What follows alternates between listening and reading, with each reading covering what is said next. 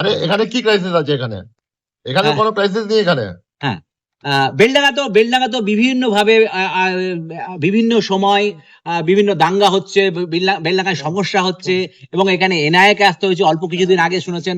ফলে বেলডাঙ্গায় সুস্থ স্বাভাবিক ভোট করাটাই একটা আপনার কাছে তো চ্যালেঞ্জ। আরে এখানে একদম সুস্থ হবে, পাবলিক সব একসঙ্গে আছে, হ্যাঁ কোনো প্রবলেম নেই এখানে।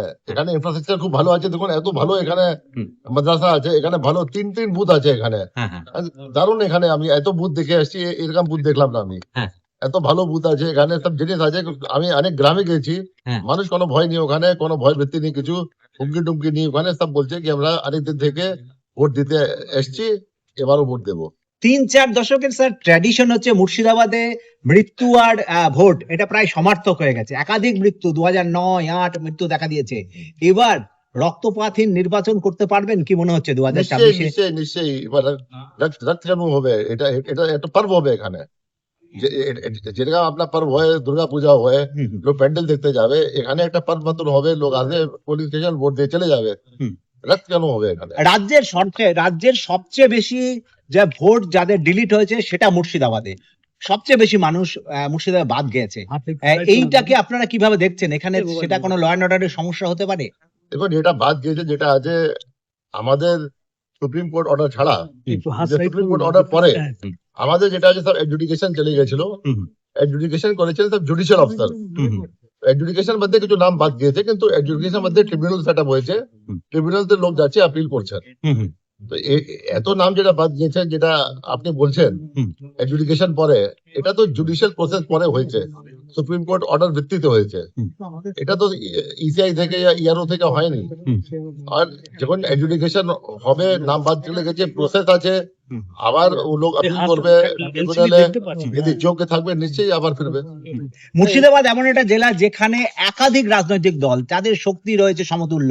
দুটো না, একাধিক রাজনৈতিক দল রয়েছে, ন্যাশনাল দল রয়েছে, এখানে নতুন দল কিছু করেছে। সেখানে আপনার কাছে এই ফ্রি অ্যান্ড ফেয়ার ইলেকশন কতটা চ্যালেঞ্জের?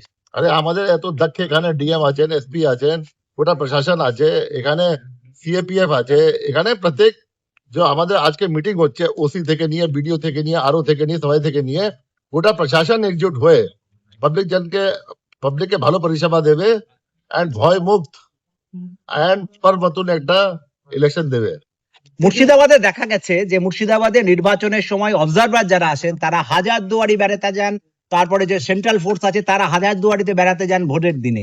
এটাকে কিভাবে রুখবেন? না না, ভোটের দিনে যাওয়ার প্রয়োজন নেই, এখানে এক মাস থাকেন, যখন কাজ শেষ হয়ে যায় ওদিন যেতে পারবেন। কিন্তু ভোটের দিন 2-3 দিন আগে যেটা আছে, একদম নির্দিষ্ট কাজ থাকে সকাল থেকে বিকেলে, ওটাই করবেন। ওদিন যাবেন না, ওর আগে পিছিয়ে যেতে পারেন, কোনো প্রবলেম নেই। 8 ঘন্টা গিয়ে দেখে আসছেন, একটা হিস্টোরিক্যাল প্লেস আছে, ওটা দিন তো লোক কাজ করে না, 8 থেকে 10 ঘন্টা কাজ করে। যেমন আজ রাত্রি যদি আমি ফ্রি থাকবো, আমি যদি হয়ে আসবো, তো ওটা কি প্রবলেম আছে? কিন্তু ভোটের দিন নিশ্চয়ই ভোটে 1-2 দিন আগে থেকে, আর যেদিন কাউন্টিং হবে ওখানে যেতে পারবেন না। এটা সব দায়বদ্ধ আছেন। আমরা অবজারভার সঙ্গে আমাদের প্রায় রোজকে মিটিং হচ্ছে, আজকেও ফিজিক্যাল মিটিং হচ্ছে, যত অবজারভার এখানে এসছেন মুর্শিদাবাদ মধ্যে মিটিং হচ্ছে। ডোমকল, মুর্শিদাবাদে আর ডোমকল বলে একটা সাব ডিভিশন রয়েছে, একটা ব্লক বিধানসভা রয়েছে। একেবারে চলতি কথা হচ্ছে ডোমকল মানে বোমকল। এবার কি ডোমকলের সেই অবস্থা থেকে মুক্ত হবে? আপনি কি বলছেন? এরকম দেখছি আপনাকে এমন কেউ? ইলেকশন তো এতদিন আগে অ্যানাউন্স হলো, এখন পর্যন্ত কিছু হয়েছে ওখানে? না না। তো ওটাই যেমন আছে তেমন থাকবে, ভালোই থাকবে, কোনো প্রবলেম হবে না। ডোমকল কেন করবে না? ডোমকল কেন কেন আমরা অসম্মান নেবো কি আমাদের এরিয়াতে এটা হচ্ছে ওটা হচ্ছে? পাবলিকও চেয়েছে সুষ্ঠুভাবে ইলেকশন হোক, এটা পাবলিকের মান সম্মান ম্যাটারও আছে। ওরা কেন চাইবে কি ওদের এরিয়া চিহ্নিত হবে কি এখানে বম আছে, এটা আছে, ওটা আছে? কিছু দুষ্কৃতিকার এরম করছে, ওদেরকে আমরা টাইট দেবো। পুলিশ প্রশাসন আছে যে এসব কাজ করে, সাধারণ পাবলিক এসব করে না।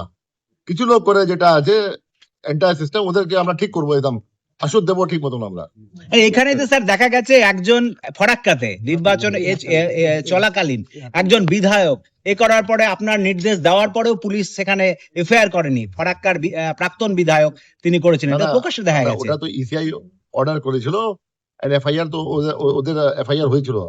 ওটা হতে পারে কি ইসিআই করেনি, আর ডিএম করেননি, আর বিডিও করেন নেই, ওটা অন্য লোক যে ওখানে ছিল এফআইআর করেছিলেন, এফআইআর দায়ের হয়েছিল।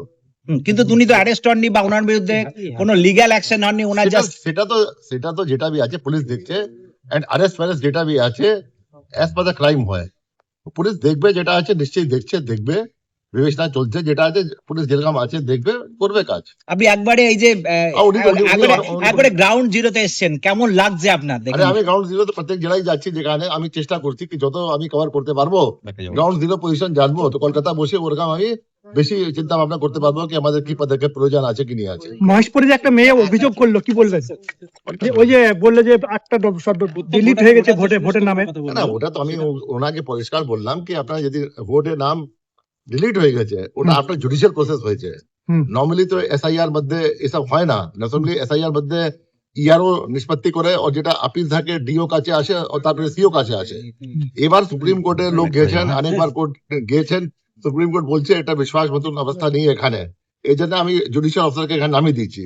এটা অবস্থা যেটা হয়েছে সুপ্রিম কোর্ট 142 আর্টিকেলে ক্রিয়েট করেছে, এটা যে আইন আছে ও থেকে বাইরে ব্যবস্থা ক্রিয়েট করেছে because of extraordinary circumstances. Extraordinary circumstances জন্য যখন জুডিশিয়াল অফিসার নিষ্পত্তি করেছেন তারপরে বাদ গিয়েছে, যদি যোগ্য হবে আবার আপিল করে ফিরে আসতে পারবে। তারা তো এবার ভোট দিতে পারবে না। তারা তো দেখা যাক কি ওরা নিষ্পত্তি হয়েছে নি হয়েছে, আপিল করেছেন নি করেছেন, আমি এখন বলতে পারবো না। স্যার আপনি তো বলছিলেন এসআইআর করছেন যে প্রত্যেক ভোটারের ভোট সুনিশ্চিত করার জন্য, তো সেখানে যারা যাদের নাম বাদ গেল সেখানে কি একজনও কি বৈধ নাই?